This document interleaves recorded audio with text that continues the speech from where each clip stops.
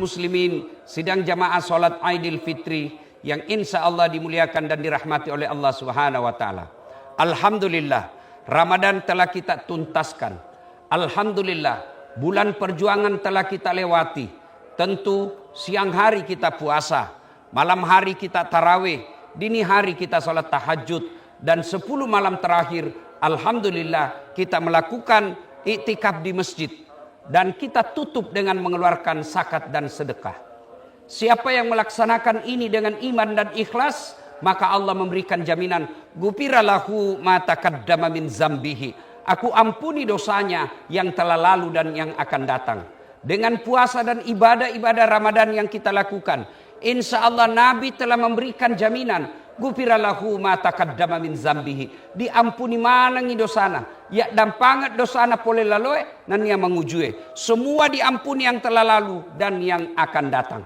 Alhamdulillah, dengan catatan mereka yang menghidupkan malam-malam dengan tarawih, sholat malam, witir, dan siang harinya dia isi dengan puasa dan ibadah-ibadah lainnya, percaya pada hari ini Allah telah mengampuni dosa-dosa kita, maka kita sebut dengan Aidil Fitri, hari kemenangan, yang arti bahasa Indonesianya kembali menjadi suci. Itulah sebabnya hari Aidil Fitri kita disunnahkan memakai baju putih. Kenapa? Seolah-olah kita bersih putih seperti pakaian yang kita pakai.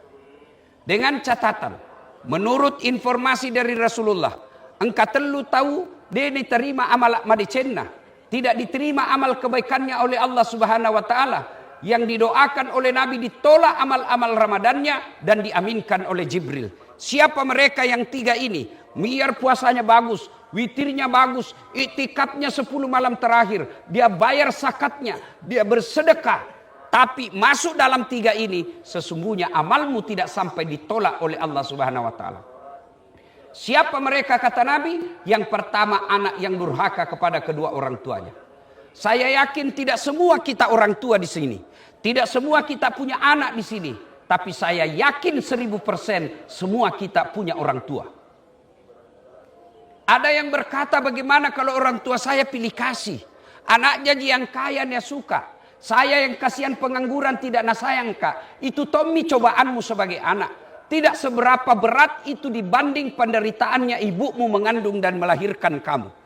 Bagaimana kalau bapakku tidak sholat Ustaz? Bagaimana kalau bapakku pabotor? Bagaimana kalau bapakku tukang judi? Bukan urusanmu, urusannya dia kepada Allah Subhanahu wa taala.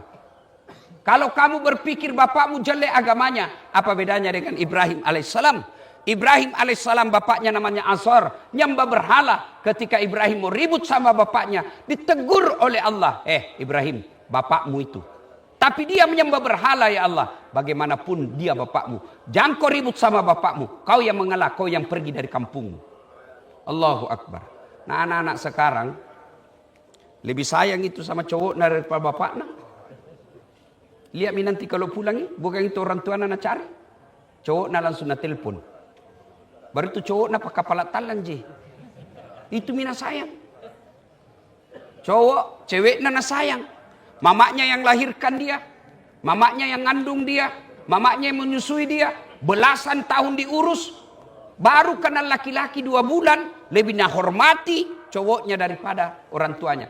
Kalau begini sifatmu dek, biar kau itikaf 10 malam di sini, kau tidak hormati orang tuamu, amalmu ditolak oleh Allah Subhanahu wa taala. Ada lagi model kedua, anak yang durhaka, yaitu mereka yang lebih sayang kepada istrinya daripada ibunya. Bapak-bapak yang saya muliakan, boleh kau sayang istrimu, tapi jangan sampai kau membanding-bandingkan dengan istrimu, dengan ibumu. Tidak bisa kau bandingkan. Ibu-ibu yang ada di dalam masjid, jangan pula kau siri orang tuamu memilih pilihan yang tidak masuk di akal. Ada kadang-kala perempuan berkata, kau lebih sayang mamamu daripada saya istrimu. Pasti kita lebih sayang ibu daripada istri. Ibu-ibu dengar ini. Siapa yang mengandung ibumu? Siapa yang mengandung suamimu? Ibu kan pernah mengandung. Bagaimana penderitaan 9 bulan susah. Siapa yang mengandung suami? Ibunya. Ibu pernah mengingat waktu melahirkan pilihan antara hidup dan mati. Siapa yang melahirkan suami? Ibunya. Setelah itu siapa yang menyusui dan membesarkannya? Ibunya. Sekarang setelah dia besar dan punya kerja, siapa yang dapat gajinya? Suamimu. Istri.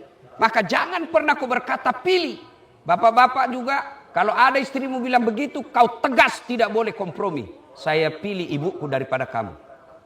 Istri belum tentu jodoh sampai ajal. Tapi ibu, di berapapun laut yang dicucikan, ada darah dagingmu, darah daging ibumu. Maka wajar ketika Nabi ditanya, setelah Allah dan Rasulnya, siapa yang saya taati? Ibumu. Setelah itu siapa? Ibumu. Setelah itu siapa? Ibumu. Setelah itu siapa? Bapakmu.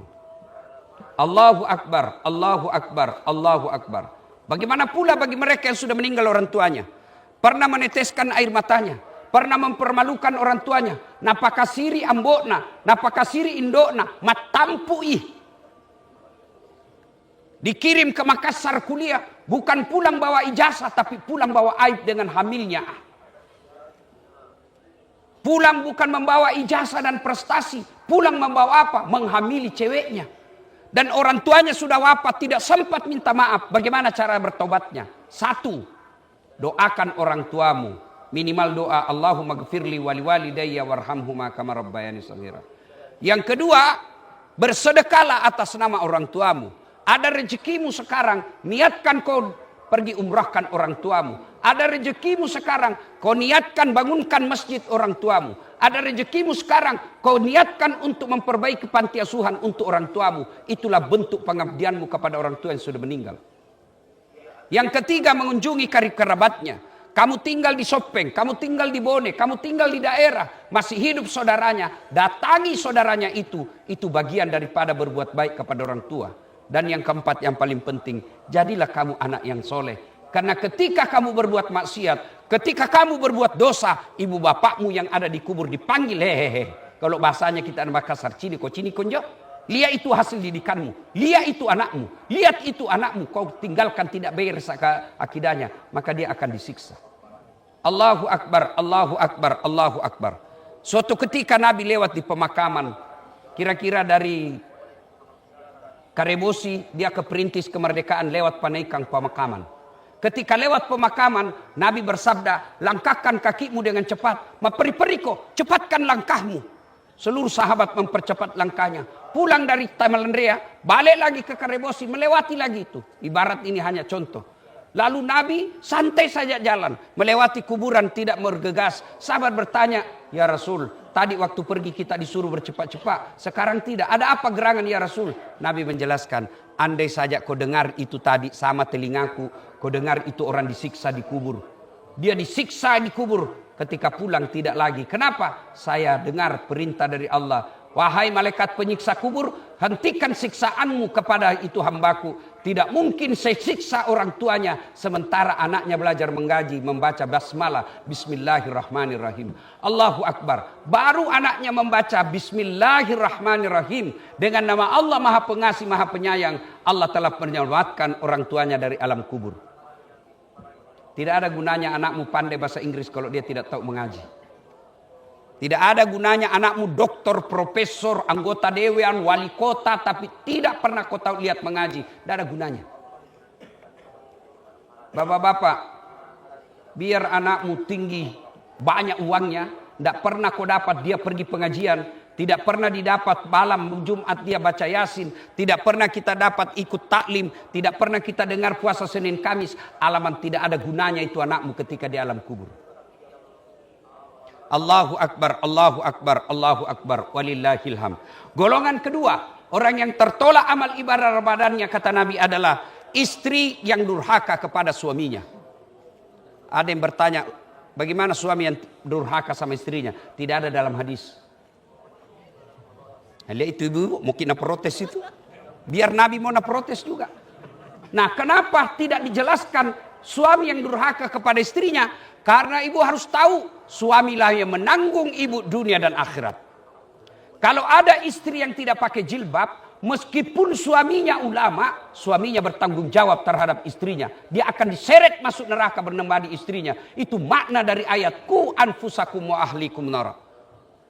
Itu di akhirat. Di dunia, malu itu laki-laki kalau pulang kampung istrinya tidak pakai baju baru. Malu itu laki-laki kalau sudah ada anaknya tapi tidak punya rumah, masih ngontrak-ngontrak. Suami menanggung istri dunia akhirat. Berapa banyak kasihan suami rela menaik Grab, rela menjadi tukang Grab, rela menjadi tukang ojek, kehujanan, kepanasan, ditipu sama penumpang, tidak pernah ditelepon istrinya tentang suka dukanya. Kenapa? Karena dia sayang istrinya, tidak mau kalau istrinya dia tahu penderitaannya. Dia akan berkata-kata, biar misai sepot, biar misai susah, biar misai menderita, yang penting istriku tidak tahu penderitaanku. Tapi beda coba itu perempuan. Baru itu susah air, mati telpomi, mana ko, mati saya ngair. Coba busuk ikan, busuk ikan, ganti kau cepat. Beda laki-laki. Maka itulah sebabnya perempuan meskipun ibadahnya bagus, tertolak amal ibadah Ramadannya. Bahkan Nabi katakan, andai saja boleh manusia sujud kepada sesamanya manusia, maka perempuan sewajibkan sujud di depan suaminya. Bagaimana kalau suamiku tidak sholat? Bukan urusanmu. Kenapa? Seorang perempuan tidak menanggung dosanya laki-laki, sementara laki-laki menanggung dosanya perempuan. Allahu Akbar, Allahu Akbar. Ibu-ibu, kalau ada pernah menyakiti hati suami, pulang nanti jangko gengsi. Cium tangannya, minta maaf. Tapi ketika kau mau datangi itu suamimu, nah tahan kau setan. Jangko. Dia juga pernah salah. Jangko. Dia juga pernah salah. Itu setan. Kalau ada bisikan dalam hatimu, jangko, ucapkan na'udzubillahi min zalik. A'udzubillahi minasyaitonir rajim. Ucapkan itu. Aku berlindung kepada Allah dari godaan setan. Allahu Akbar, Allahu Akbar, Allahu Akbar. Ada 5 kewajiban seorang istri yang dia harus minta maaf, harus minta izin kepada suaminya. Ini bukan menurut Das'at, menurut Nabi. 5 perempuan harus izin kepada suaminya. Dan kalau dia langgar, dia berdosa. 1, wajib minta izin ketika mau keluar rumah. Pikir maki bu, minta izin jadi kalau mau keluar. Biasanya ditelepon pagi baru kita bilang, oh saya lagi di mall. Kenapa laki-laki tidak minta izin kepada istri? Karena laki-laki memang tugasnya lebih banyak di luar. Kata Nabi, perempuan yang keluar rumah tanpa izin istrinya, suaminya, maka sejak dia pergi sampai pulang, laknat Allah menyertainya. Tuh masih mau protes itu. Yang kedua, perempuan wajib minta izin kepada suaminya ketika hendak berpuasa sunnah.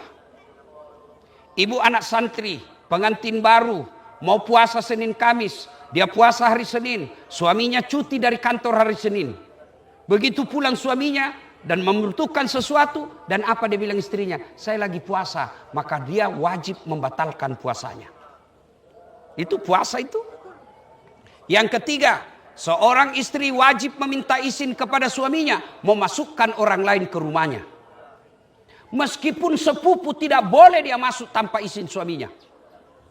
Datang keluarga dari Pindrang. Daeng, ada ini sepupumu dari Pindrang. Bagaimana? Dikasih masuk atau tidak? Kalau Nabi bilang suamimu, suruh tunggu di teras, jangan kau kasih masuk. Haram hukumnya dikasih masuk. Yang keempat, seorang istri wajib meminta izin membelanjakan harta suaminya. Ini bukan minta izin, nah curi. Nambi di dompet nah. Kau juga suami, jangan kau seke.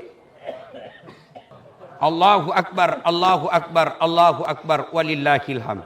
Yang ketiga, golongan orang yang tertolak amal ibadah Ramadannya adalah mereka yang tidak mau memaafkan sesamanya muslim. Suatu kali Nabi lagi duduk di masjid, menunggu waktu buka. Tiba-tiba Nabi bersabda, sebentar lagi akan muncul penghuni surga. Seluruh sahabat melihat, siapa ini? Membayangkan Umar, membayangkan Abu Bakar, membayangkan Utsman. Dia bayangkan sahabat-sahabat pilihan Nabi. Ternyata muncul orang tidak terkenal dan tidak populer di Madinah. Dia lusuh wajahnya, sandalnya pun dia pegang. Masuk ke dalam masjid, bajunya pun tidak populer. Penasaran, dilihat-lihati. Hari kedua Nabi pun bersabda, sebentar lagi akan muncul penghuni surga. Dia lihat, dia aja yang kemarin. Sampai hari ketiga, kemudian Abdullah ikuti orang itu. Setelah dia dapat, dia bermalam. Minta izin. Saudara, bisa enggak saya bermalam di rumahmu? Boleh bermalam? Boleh Ji. Bermalamlah Abdullah bin Umar. Malam hari Abdullah sholat tahajud. Ini tuan rumah tidur Ji. Pagi hari Abdullah sholat duha. Ini orang duduk-duduk Ji. Sore hari Abdullah mengaji. Dia lihat-lihat Ji. Hari kedua begitu sampai hari ketiga. Abdullah lalu berkesimpulan, lebih banyak amalku ini dari ini orang. Saya sholat, dia tidur Ji. Lalu dia terus terang, mau kak lihat apa amalmu? Nah dijamin kau masuk surga. Nah bilang nu cini mito. Jaya malah nu nakke. Kau tahajud nakketin roja. Kau sholat duha kudu ja. Kau mengaji ku cini-cini ja kau. Lebih banyak amalmu. Pulanglah dia. Belum jauh dipanggil kembali sama ini orang punya rumah. Tal, sini kau dulu. Apa? Ada ku lupa. Apa itu?